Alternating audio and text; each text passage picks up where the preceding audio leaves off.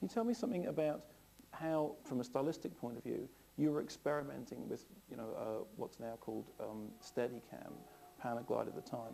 Can you tell me something about what that look means, what you get from it? You mount the camera on the man, literally, and you can walk upstairs and through buildings and so forth, and it illuminates the dolly track, which has always been a problem in movies because you're limited in terms of your movement of where you can dolly. So I thought this would be a great idea to use as a point of view shot.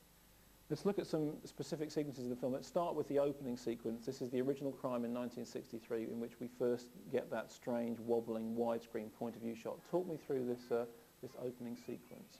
Well, we come into a shot in front of this house, and you're in a Panaglide. You're gliding, floating a little bit. So we're assuming that perhaps we're in someone's point of view, although we can also assume that something is strange here. Something's a little off-kilter. And you get the feeling that this is someone is watching. And as we move around the house, we're going to peek into a window. We're going to start setting up this original crime. This shot took all night to shoot. We did about 8 or 9 takes of it. There's the point of girl necking, and this is the killer's sister back in '63. He's going to kill her in a little bit for sexual reasons. You don't yet know that the killer is a child, obviously, and the point of view hasn't told you that it's a young person. And actually, when you think about it, the point of view is too high for a child. But so now we look back. There's nothing coming that way. We come back around there. The cables on the porch from the lights we don't want to see. We look up. As the lights go off, there's a little music cue right there, which kind of gets our attention, draws our attention to what's going to happen. What is this guy doing? As our point of view is moving around the house, inside the house, the crew is moving every light around to relight for another direction. And it sounds like a herd of elephants in there, but of course you don't know it here. As we come into the kitchen, Deborah Hill is dressed in the clown outfit, and she's right by the camera. And as we move into the drawer and go out of focus, her hand comes in, way out of focus, but we do it so quickly that hopefully you don't notice. You can actually see some camera shadows as we come through here. There's one right there on the door. Literally, you have a person with this camera moving through this real house and giving you the sense that it's gliding and floating. Now he's going to see on the stairway, whoops, there's a little bump there where the camera operator is trying to get through the doorway. He's going to see his sister. Look, Judy, it's really late. I gotta go. Will you call me tomorrow? Yeah, sure. Promise? Yeah. Actually, there's just the boyfriend. Now, there's a relevance here, which is that the boyfriend was kissing her passionately before, but as he leaves, she says, will you call me? And he goes, yeah, implying that he's already, he's done, finished, he's out of there. He's out of there, and he's used her, basically. It's a kind of a cheap So she has fallen into the situation. teen temptation of doing the things that her parents would have told her not to do. Terrible stuff, isn't it? Now we're going to go up the stairs and try not to bump the camera as we go up. And this whole little parade of people is moving through this set. Now the first cut in this shot is coming when the mask goes on. Kind of a phallic-looking mask there. That's Deborah Hill's hand again. That was the cut, because these mask holes that's an optical. That's not shot through the mask. So now we're going to come in, and the sister is brushing her hair and is very naked.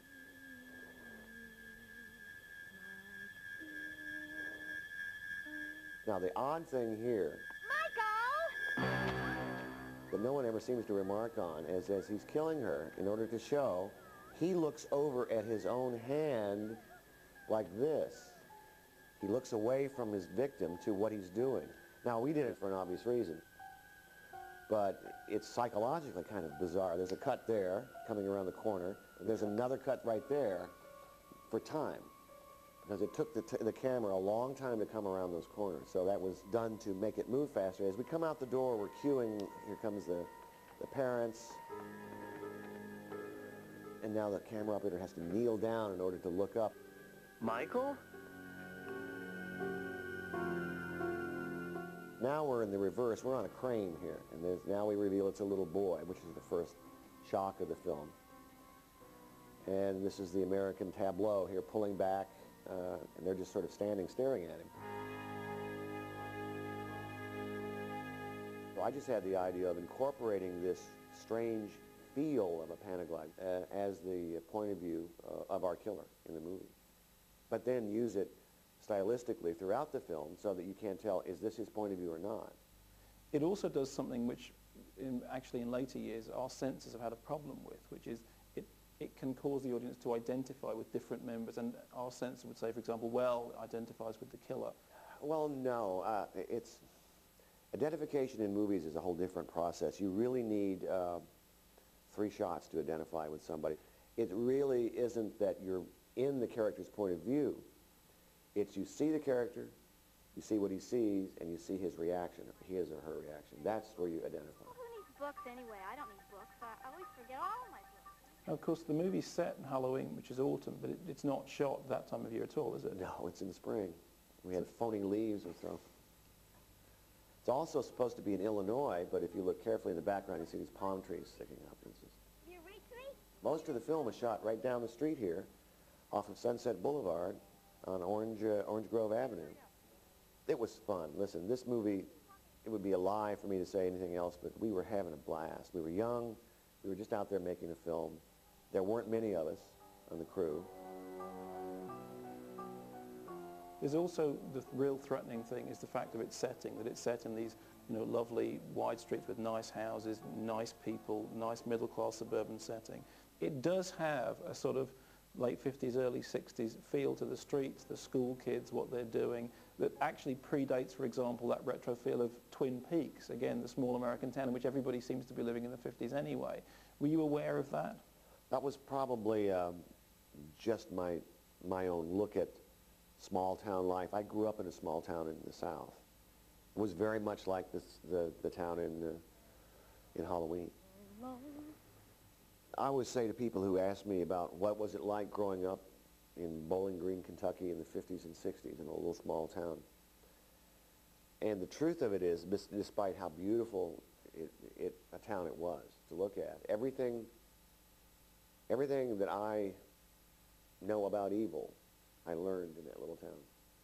But there's also something else going on in that film, which is to do with teenage anxieties. The characters are in situations of they're becoming sexually aware, they're undressing, that kind of thing. That could be read as what brings the boogeyman to them.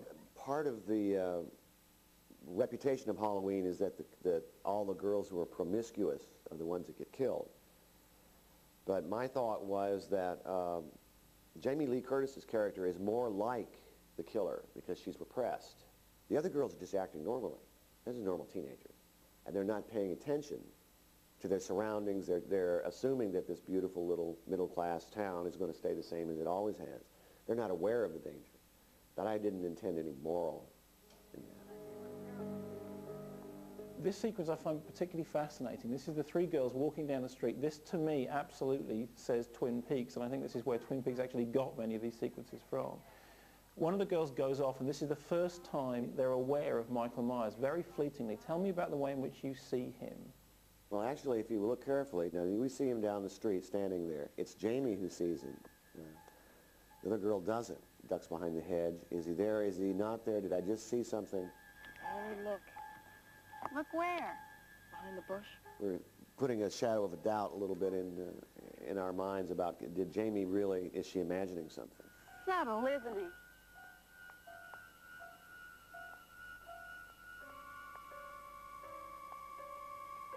Creep. He's not there. Wobble, wobble to the camera. Laurie, dear. You can see my cigarette smoke drifting in from off screen. He wants to take you out tonight. Again, this whole thing is shot with a Panaglide, and even the close-ups.